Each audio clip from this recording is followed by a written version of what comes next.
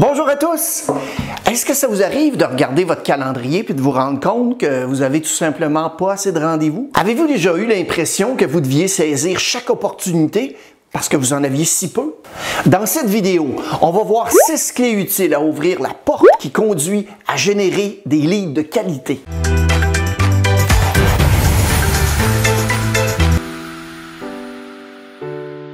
Mon nom est Mario Loubier. J'aide les gens à améliorer leur performance en matière de vente, d'expérience client et de leadership.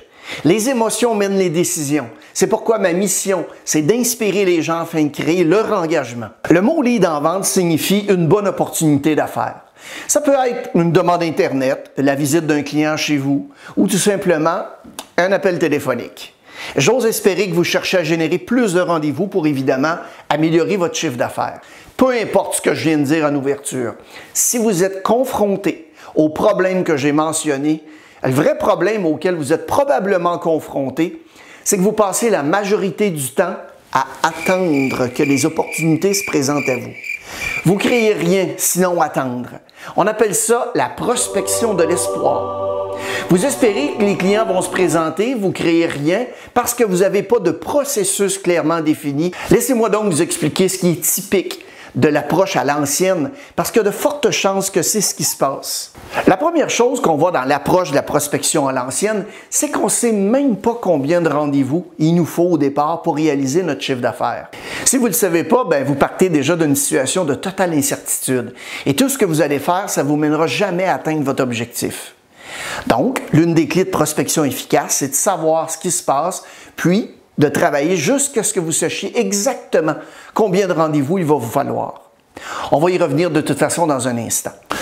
Oh my God, je vois trop souvent la prospection du hasard. Peut-être que vous faites des cold calls, vous envoyez des courriels, vous faites de la prospection sur LinkedIn ou un autre réseau social, mais c'est vraiment aléatoire et il n'existe pas de processus clair pour faire passer un message à quelqu'un afin qu'il sache finalement qui vous êtes et ce que vous vendez. Il n'y a pas de processus en place qui va vous aider à convertir quelqu'un qui n'a aucune idée de qui vous êtes en client voulant faire de la business avec vous. Lorsqu'on passe à la suite logique, on constate que beaucoup de personnes qui utilisent cette approche sont en fin de compte très peu scénarisées. Et comprenez-moi bien, quand je dis scénarisé, je ne parle pas seulement de script téléphonique. Je veux dire aussi à quoi vont ressembler vos courriels que vous envoyez, à quoi vont ressembler chacun des messages que vous allez publier sur les réseaux sociaux. Est-ce qu'ils sont vraiment bien pensés? Et est-ce que ces messages s'appuient sur les meilleures données pour inciter les gens à répondre? On ne peut pas se permettre de ne pas avoir de processus. Il faut que tout soit parfaitement planifié. La prochaine chose qu'on va constater, c'est que beaucoup de vendeurs dans ce modèle de la vieille école utilisent des outils dépassés. Le monde de la prospection, mes amis, a complètement changé ces dernières années. Il y a tellement d'outils étonnants que vous pouvez utiliser pour générer au final beaucoup plus de rendez-vous. Et voici le dernier élément du modèle de prospection à l'ancienne. On l'appelle le spray and pray, ou si vous préférez en français, pulvériser et prier. C'est l'approche du chasseur qui consiste à essayer d'atteindre des milliers de personnes. La réalité, c'est que vous allez accomplir deux choses. Vous allez générer peu de rendez-vous et d'autre part, vous allez justement déranger inutilement beaucoup de personnes. Vous devez vous assurer que vous visez exactement la bonne personne avec le bon message. En fin de compte, ce qu'on constate, c'est que l'approche à l'ancienne s'ajoute au fait que la plupart des vendeurs font un peu n'importe quoi quand ils font quelque chose en matière de prospection. Je vais vous apprendre le processus exact que j'ai utilisé pour générer des rendez-vous pour moi-même et finalement développer ma propre entreprise. Plus important encore, j'ai utilisé ces processus pour aider des clients à générer des ventes qu'ils n'auraient pas fait autrement. Un processus simple qui peut vous aider à générer plus de leads et de ventes, c'est de vous abonner à notre chaîne YouTube et aimer cette vidéo en cliquant « J'aime ». Vous recevrez ainsi au moins une vidéo par semaine dans le domaine de la vente, de l'expérience client et du leadership pour vous aider à mieux performer dans votre domaine. Merci. Nommez-moi 10 choses sur lesquelles vous pouvez toujours compter. Vos doigts. Vous devez connaître vos mathématiques. C'est connaître son objectif final et ensuite travailler à l'envers à partir de là. Passer des appels de prospection, envoyer des courriels de prospection, faire de la prospection sur LinkedIn, les réseaux sociaux, tout ça, c'est pas drôle. Et quiconque vous dit qu'il aime la prospection, eh bien, s'il vous plaît, présentez-le moi au plus vite. On va écrire un livre, on va devenir millionnaire. Donc, on doit savoir exactement ce qu'on doit faire en fin de compte pour atteindre notre objectif final. Toute prospection devrait en fin de compte soutenir cet objectif. Disons que votre objectif final, c'est de conclure 1 million de dollars en vente. Chaque vente est en moyenne 50 000 dollars. Ça veut donc dire que vous devez réaliser 20 ventes au cours de l'année. Vous savez maintenant combien de ventes vous avez besoin. Mais à partir de là, combien de rendez-vous devez-vous avoir pour conclure une vente? Donc, disons qu'il faut 5 rendez-vous pour conclure une vente. Ça veut donc dire que vous devez fixer au moins 100 rendez-vous au cours de l'année pour atteindre votre chiffre de vente. Évidemment, à partir de là, en connaissant le nombre de rendez-vous, c'est beaucoup plus facile de connaître le nombre de prospects qui doivent passer à travers votre plan pour obtenir un rendez-vous avec vous. Admettons maintenant que votre taux de conversion est de 10 %. Ça veut donc dire que vous devez avoir au moins 50 points de contact. Ça fait beaucoup de chiffres, on résume le tout. Pour générer une vente, j'ai besoin de créer 50 contacts qui vont se transformer en 5 rendez-vous et finalement en une vente. Évidemment, meilleur vous serez aux étapes de prospection, de la conversion et de la vente, vos ratios vont être juste meilleurs. Voici donc enfin les 6 clés pour générer des dizaines de prospects de haute qualité. La première clé consiste à vous doter d'un plan de prospection. Si j'allais vous voir et je vous demandais la question suivante. Salut, est-ce que tu peux me dire 10 choses que tu fais tous les jours pour créer des leads de qualité? Le plan de prospection, c'est la réponse à cette 5 questions. Ce que j'entends par plan de prospection, c'est que votre processus doit être planifié comme le plan d'un immeuble commercial. Est-ce que vous avez déjà vu le plan d'un très grand bâtiment? Je veux dire, c'est incroyable, il y a des détails. En fait, c'est un peu plus simple pour vous de faire un processus. Ça ne veut pas dire que vous allez devoir passer des heures et des heures à établir le plan, mais vous devez avoir un processus en place de sorte que vous sachiez exactement ce que vous allez faire au cours des 45 à 60 prochains jours, à chaque jour, pour faire passer un prospect par le processus. Comment vous allez les toucher? À quoi va ressembler le scénario? Est-ce que vous allez les appeler, leur envoyer un courriel, laisser des messages, envoyer des messages sur LinkedIn, des médias sociaux, leur envoyer un paquet, assurer un suivi? Ça nous mène finalement à la deuxième clé. Connaître à fond votre PCI. Vous avez peut-être jamais entendu parler le terme PCI. PCI représente tout simplement votre profil de client idéal. Une des choses qu'on constate régulièrement, c'est que les vendeurs prospectent auprès des tonnes de personnes. Et vous savez quoi? Les personnes avec qui vous prospectez sont en fin de compte celles qui, espérons-le, deviennent vos clients. C'est que si on passe beaucoup de temps à réfléchir à qui est exactement notre PCI au départ, ça peut paraître bizarre à dire, mais vous voulez savoir à qui vous ne voulez pas vendre. En sachant qui n'est pas votre profil de client idéal, vous allez savoir très clairement qui est réellement votre client idéal et à qui vous devriez vendre. C'est super important parce que tout ce que vous ferez, si vous ne vous adressez pas aux bonnes personnes, c'est une perte de temps. Oh, d'ici la fin de la vidéo, je vous dirai comment obtenir gratuitement plusieurs idées que vous pouvez mettre en place tout de suite pour générer des leads de qualité. Vous savez, c'est le genre de document que j'aurais aimé avoir au début de ma carrière pour augmenter mes rendez-vous. On voit ça dans quelques instants. Troisième clé, vous allez devoir aussi faire beaucoup de points de contact. Combien de fois est-ce que vous appelez? Combien de fois est-ce que vous contactez? Combien de fois est-ce que vous envoyez des courriels? Tout ça, c'est très important. Les données montrent qu'un prospect typique ne sera pas prêt à vous contacter avant d'avoir essayé de le joindre une bonne vingtaine de fois. Le problème, c'est que la plupart des vendeurs abandonnent les prospects beaucoup trop tôt. Si vous n'avez pas beaucoup de contacts dans votre plan de prospection, vous êtes en sérieuse difficulté.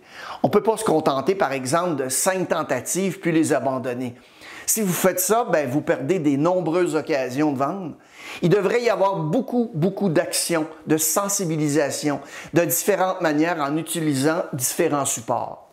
Il faut donc s'assurer que vous avez beaucoup de contacts dans votre processus et que vous abandonnez pas trop comme le font beaucoup de vendeurs. Ça nous amène donc à la quatrième clé.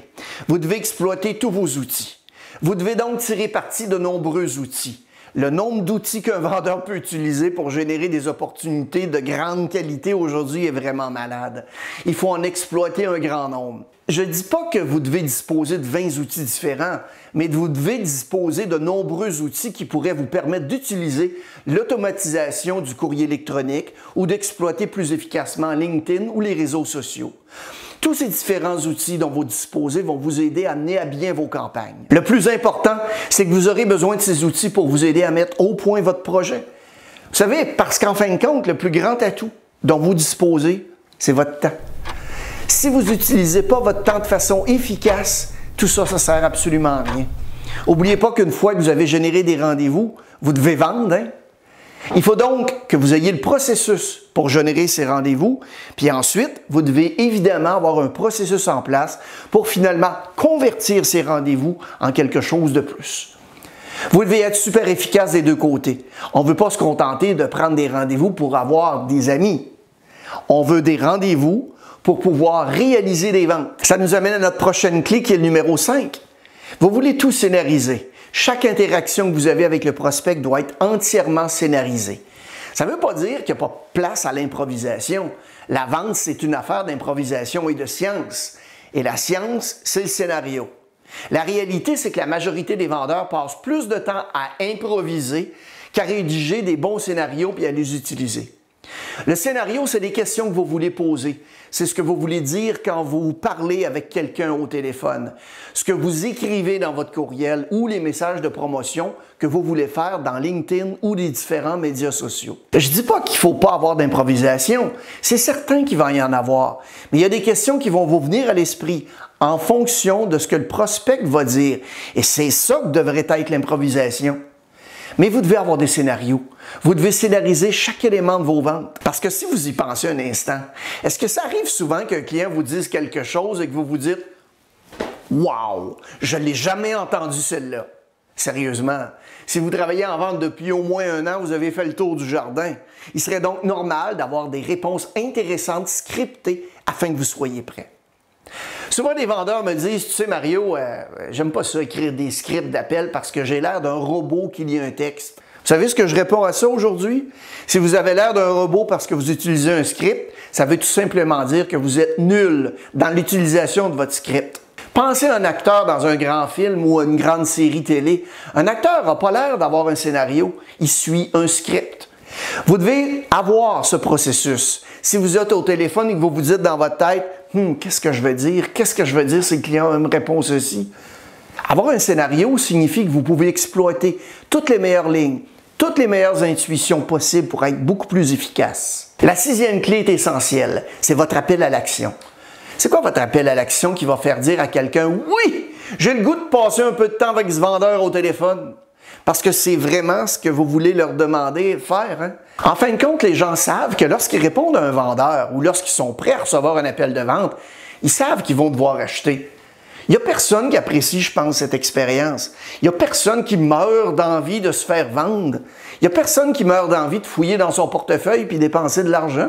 Pour qu'un prospect soit réellement prêt à vous téléphoner, à faire un appel virtuel ou à vous rencontrer en personne, il faut qu'il y ait un appât. Et l'appât, c'est l'appel à l'action. C'est quoi votre appel à l'action qui est si motivant, qui va finalement faire dire à quelqu'un « Ouais, j'ai le goût de passer une demi-heure avec toi au téléphone. » Et s'il vous plaît, ça ne peut pas être simplement « Ouais, j'aimerais en savoir un peu plus sur votre entreprise pour qu'on puisse discuter de la façon dont on pourrait vous aider. » Pas de ces conneries. Ce dont vous avez besoin, c'est d'un appel à l'action qui soit vraiment séduisant, qui apporte de la valeur à leur vie ou à leurs problèmes ou besoins et qui leur fasse dire « Ouais, en fait, vous savez quoi? Peut-être que ça pourrait m'aider à résoudre le problème que je suis confronté. Et vous savez quoi? Au moins, je vais avoir ce truc qui est assez cool. » Peu importe ce que c'est. Et c'est ce qui est puissant dans votre appel à l'action. Si vous essayez juste de passer des coups de fil, de faire des démonstrations ou quoi que ce soit d'autre, vous vous rendez vraiment la vie difficile. Hein? Avez-vous déjà entendu la phrase « Même un écureuil aveugle peut trouver une noix de temps en temps » ? Un appel à l'action va finalement être quelque chose qui est presque irrésistible. C'est ce que vous devrez utiliser comme levier. Maintenant, commençons à relier le tout. Si vous courez partout et faites des dizaines de choses différentes et que vous n'avez pas de système en place, vous pourriez faire beaucoup de prospection cette semaine et évidemment, la semaine prochaine, plus rien. C'est ce qu'on voit souvent avec les vendeurs. Il y a des hauts et des bas avec la prospection. Il y a certaines semaines, les choses vont bien, vous êtes occupé, et d'autres semaines, on fait rien du tout. Hein? Les systèmes aident à maintenir le tout ensemble. Vous devez donc disposer d'un ensemble spécifique de processus à exploiter pour vous assurer de le suivre de manière cohérente. Disons que vous avez fait 20 points de contact par jour pendant une semaine. Vous réussissez à rencontrer, par exemple, 2 ou 3 personnes pendant la semaine. Si vous n'avez pas de système en place, vous allez vous épuiser puis vous allez tout abandonner. Vous allez recommencer à rien faire. Et tout ce que vous avez fait, c'est d'atteindre une centaine de prospects. Si vous avez vos systèmes en place et que vous pouvez les maintenir, imaginez un peu les résultats. Vous obtenez un sérieux effet de levier. Et c'est ce que font les systèmes. Je me fiche que vous contactez 100 prospects cette semaine, c'est pas ça l'idée. Si vous êtes soudainement occupé et que vous laissez tomber, c'est du gaspillage. Vous devez avoir des systèmes en place de façon à pouvoir maintenir vos processus de prospection. C'est ce qui sépare la moyenne des meilleurs, hein? Les plus performants ont des systèmes en place. Ce sont les clés. Pour générer un flot régulier de leads, vous devez donc suivre les clés suivantes. La première clé consiste à vous doter d'exécuter régulièrement votre plan de prospection. La deuxième clé, c'est de connaître à fond votre PCI, c'est-à-dire votre profil de client idéal. Vous saurez donc à qui vous voulez vendre et qui éviter. La troisième clé, c'est que vous allez devoir aussi faire beaucoup de points de contact des différentes façons pour faire avancer vos prospects dans le tunnel de vente. Ça nous amène donc à la quatrième clé, où est-ce que vous devez exploiter tous vos outils, vos réseaux sociaux, votre CRM, etc. D'ailleurs, pour obtenir le document gratuit dont je vous ai parlé, qui va vous donner 10 bonnes idées à mettre en place tout de suite pour augmenter vos rendez-vous, pour avoir des leads de qualité, envoyez-nous un courriel à mario@marioloubier.ca avec la mention 10 idées de leads dans le champ objet. La cinquième clé est essentielle, c'est votre appel à l'action. Qu'est-ce qui me donnerait le goût de dire « Ah, j'ai envie d'appeler ce vendeur pour qu'il me parle de son offre ». Et finalement, ça nous amène à notre dernière clé. Vous voulez tout scénariser parce que vous voulez être prêt avec la partie que vous pouvez contrôler. Maintenant que vous avez vu la vidéo, qu'est-ce que vous allez faire de différent? Passez à l'action et faites-moi signe.